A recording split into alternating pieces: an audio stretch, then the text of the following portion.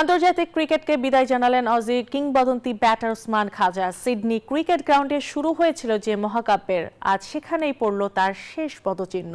প্রথম অজি মুসলিম ক্রিকেটার হিসাবে baggy green cap মাথায় ওঠে তার, হয়ে ওঠেন দলের ব্যাটিং স্তম্ভ।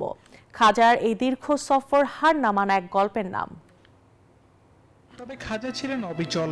ব্যাট হাতে তার প্রতিটি রান, প্রতিটি সেঞ্চুরি ছিল এক একটা বৈষম্যের জবাব, সন্দেহের জবাব, আর সে পারবে তো এমন প্রশ্নগুলির জবাব। বিশেষ করে টেস্ট ক্রিকেটে ধৈর্য আর শুদ্ধ ব্যাটিংয়ের এক জীবন্ত পাঠশালা ছিলেন ওসমান খাজা। কঠিন কন্ডিশন অ্যাশেজের আগুনে তার ব্যাট কথা বলেছে নিঃশব্দ আত্মবিশ্বাসের সঙ্গে, যার প্রমাণ ৮৮ টেস্টে ৪৩ গড়ে ৬,২২৯ রান ও ১৬টি সেঞ্চুরি।